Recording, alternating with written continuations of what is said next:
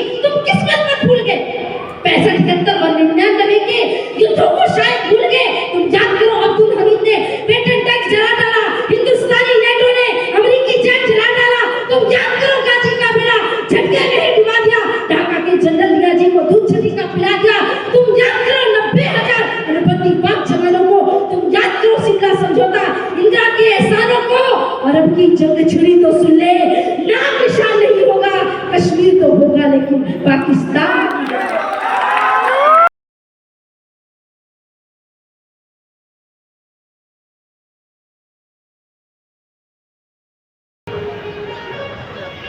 तीन चीजें मांगूंगी। एक तो ये पर्ची मेरे पास हर मंच में होती है, यदि दीदी वो वाली कविता बोली कश्मीर तो होगा पाकिस्तान तो है। हर जगह मैंने कम से कम भैया शायद 1000 बार से ज्यादा बार कविता बोल दी होगी। इतना लोगों के अंदर उत्साह है, जोश है। पर ठीक है, इतनी दूर से आए हम झारखंड तो बोलेंगे जरूर। और उससे पहले ये तीन चीजें मुझे चाहिए। पहला, हर घर में शास्त्र होना चाहिए, रामायण, गीता, भागवत, महापुराण और चारों वेद। और एक कोई भी शस्त्र होना चाहिए, भले कटार रखो, लाठी रखो, पर घर में धर्म की रक्षा के लिए शस्त्र और शास्त्र होना चाहिए। दूसरा, गौ माता की रक्षा सबको करनी है। एक रोटी कम खाना, पर गाय की रक्षा के लिए हर सनातनी को संकल्प लेकर के कार्य करना है। और दूसरा, अपने घर से या तो एक बेटी को राष्ट्र की सेवा के लिए संघ का प्रचारक बनाओ, या तो अपने बेटी को देश की सेवा के लिए देश की सीमा पे सेना के रूप में भेजो। इतनी मेरी आप सभी से प्रार्थना है। ये तीन चीजें आप सभी ने मेरी झोली में डाल दी, तो मैं समझूंगी मेरा चिता की धाम आना सार्थक हो गया, मेरा कार्यक्रम करना और आप सभी के सामने बोलना सार्थक। ये तीन चीजें मुझे आपसे चाहिए। रही बात पाकिस्तान को, क्या खरी खोटी सुना, उसकी हालत तो इतनी खराब हो गई है, इतनी खराब हो गई है, इतना कुपोषित हो गया है कि केवल झारखंड की माताएं अगर चावल में, हमारे अब चावल धोती हूँ ना, चावल धोकर के पानी में बहा देगी झारखंड की माताएं, तो पाकिस्तान में बाढ़ आकर डूब जाएगा। ऐसा कुपोषित हो चुका है पाकिस्तान। लेकिन कहते हैं ना कि ये सदैव से हमारे लोगों के मन में एक भ्रांति बना करके रखी, लोगों ने भ्रांति ये बना के रखी कि जब बंटवारा हुआ धर्म के नाम पे तो हिंदुओं को तो वहां से मार मार के भगा दिया गया। लेकिन ये भाईचारा निभाया कि भाई जिसको नहीं जाना है तो यहाँ से ना जाए। तो हिंदुस्तान पाकिस्तान दो टुकड़े कर दिए, चलो उसको भी हमने सह लिया। लेकिन उसके बाद जो हमारी सबसे बड़ी पुण्य भूमि थी कश्यप ऋषि की तपस्थली, उस कश्यप ऋषि की तपस्थली में इन्होंने पाकिस्तान के झंडे फहराए। इन्होंने पाकिस्तानियों ने कश्मीरियों के अंदर जिहादी मानसिकता भरी। 7 लाख से ज्यादा कश्मीरी पंडितों को मार मार के भगा दिया इन्होंने। और उसके बाद जब देश धर्म समाज के लिए कुछ कर नहीं पाए वो लोग, तो पूरे देश में मिनी पाकिस्तान बना करके देश में जिहादी मानसिकता भर दी। लोग सोचते रहे कि क्या कश्मीर कभी आजाद हो पाएगा, क्या धारा 370 से कभी मुक्त हो पाएगा, क्या कश्मीर में कभी तिरंगा फहर पाएगा, क्या कभी भारत का कोई अन्य क्षेत्र का प्राणी कश्मीर में जाकर के कभी कोई घर बना पाएगा, क्या हम उनको मौलिक अधिकार मिल पाएंगे। लेकिन जब हमारे भारत के यशस्वी गृह मंत्री जी ने भारत की संसद भवन में खड़े होकर के ये प्रस्ताव रखा कि अब कश्मीर की केशर की क्यारियों में बारूदी सुरंगें नहीं बल्कि भारत का ध्वज लहराएगा, उस दिन ऐसा लगा कि एक बटन दबाना हमारा सार्थक हो गया। प्रभु श्री राम को लाने वालों ने वास्तविकता में कश्मीर की स्थिति को पुनः स्वर्णित किया। लेकिन अभी भी कुछ बाकी है, आपको अभी पता नहीं होगा, लेकिन पीओके पाकिस्तान ऑक्युपाइड कश्मीर अभी भी पूरी तरह से कश्मीर हमारे पास नहीं है। कश्मीर का सबसे सुंदर पार्ट स्वाद घाटी स्विट्जरलैंड से भी ज्यादा सुंदर है और वो पाकिस्तान में पीओके के अंतर्गत में आती है। हम इस बात को स्वीकार कर ही नहीं सकते।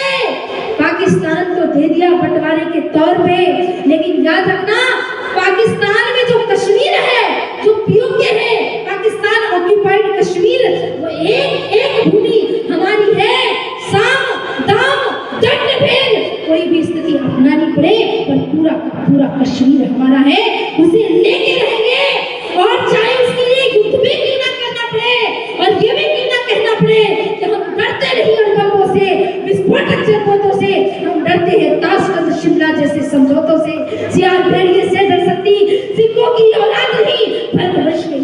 की है तुमको पहचानते ही आइटम बम बना करके तुम किस्मत में भूल गए। 65, 71 और 99 के युद्धों को शायद भूल गए। तुम याद करो, अब्दुल हमीद ने पेटेंट टैक्स जला डाला, हिंदुस्तानी नेटो ने अमेरिकी जेट जला डाला। तुम याद करो, गाजी का बेड़ा झटके में ही डुबा दिया, ढाका के जनरल रियाजी को दूध छठी का पिला दिया। तुम याद करो 90,000 अनुपति पाक जवानों को। तुम याद करो सिमला समझौता, इंदिरा के एहसानों को। और अब की जंग छुड़ी तो सुन ले, नाम निशान नहीं होगा कश्मीर तो होगा लेकिन पाकिस्तान। हिम्मत कौन दिखाएगा? अरे इन्हें चलाने को क्या बोलो, बाप तुम्हारा आएगा। अब की चिंता मत कर, चेहरे का खोल बदल देंगे। इतिहास की क्या हस्ती है, पूरा भूगोल बदल देंगे। धारा हर मोड़ बदल के लाहौर से गुजरेगी गंगा, इस्लामाबाद की छाती पे लहराएगा भारत का झंडा। रावलपिंडी और कराची तक सब कुछ गायब हो जाएगा। फिर सदियों सदियों तक जिन्ना जैसा शैतान नहीं होगा।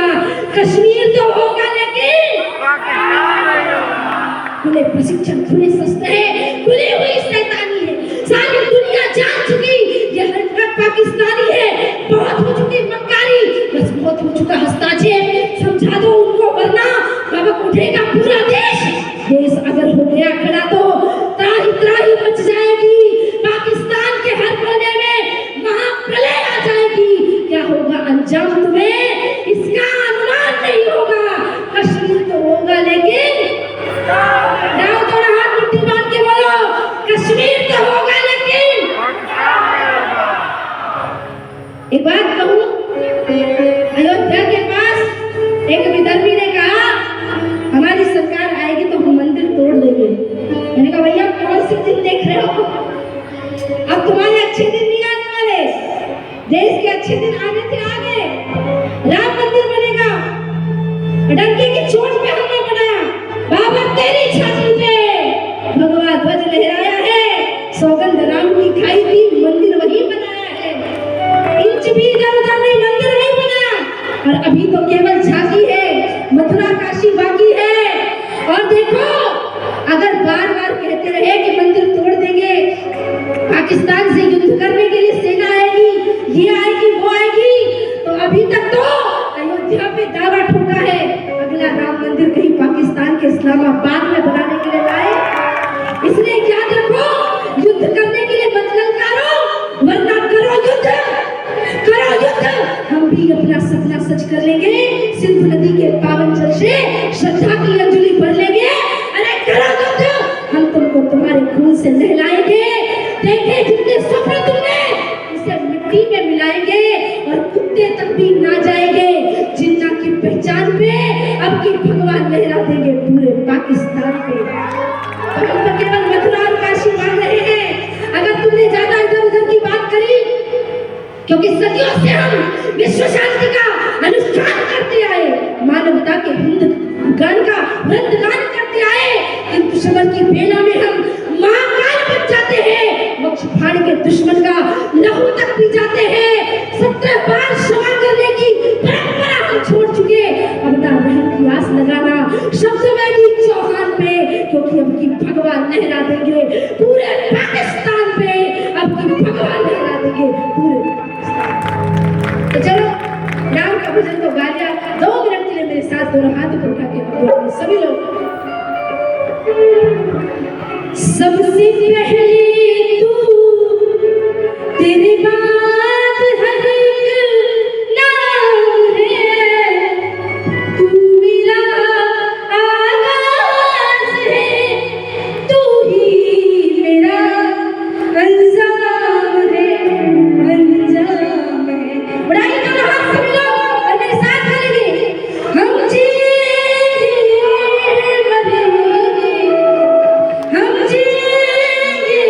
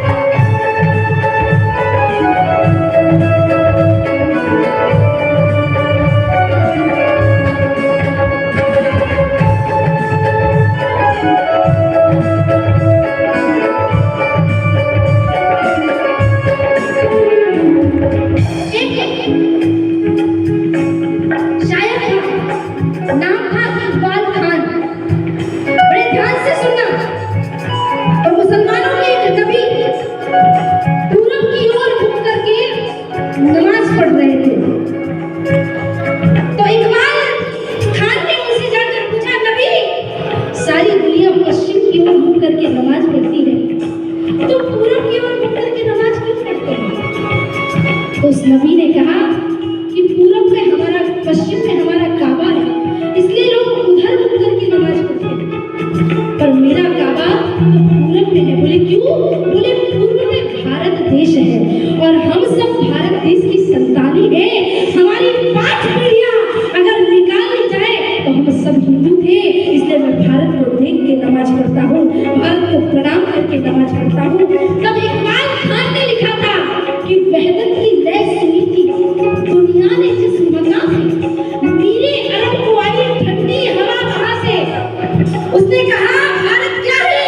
बोले भारत मेरा इश्क है, भारत मेरा महबूब है। तब शायर ने लिखा हुआ था, ऐ वतन तेरे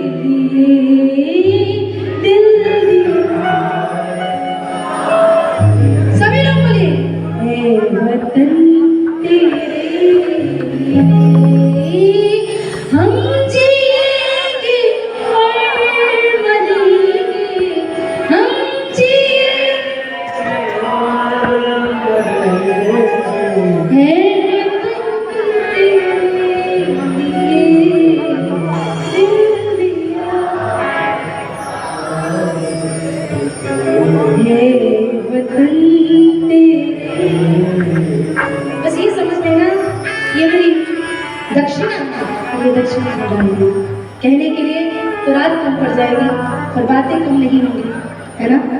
तो फिर कभी भगवान की कृपा रही तो हम ऐसे ही बैठेंगे, ऐसे ही मंच सजेगा और जिसके यजमान साक्षात राम राजा सरकार है उनको सुनाने का मौका मिले तो फिर तो साथी सरस्वती बार बार आएगी। आप चिंता मत करो, ना भी मेरा मन भरा है ना आपका मन भरा है, तो हम फिर से पुनः आएंगे और इस पावन कथा में डुबकी लगाएंगे। लेकिन उससे पहले समस्त महत्व परिवार के लिए और हमारे सांसद जी के लिए, हमारे विधायक जी के लिए एक बार जोरदार तालियां बजा के उनको आशीर्वाद दीजिए। इतना सुंदर भव्य आयोजन, इतना दिव्य आयोजन, एक कुंभ वहाँ चल रहा है, एक दूसरा कुंभ आपने झारखंड में बना दिया। तो मुझे लगता है कि जो प्रयाग नहीं भी जा पाया उसे किसी बात का अफसोस नहीं होगा, उसे लगेगा चिटाही धाम को ही प्रयागराज बना दिया गया है, तो हमको कहीं जाने की आवश्यकता नहीं है। आइए बड़े आनंद के साथ, बड़े प्रेम के साथ, बड़ी श्रद्धा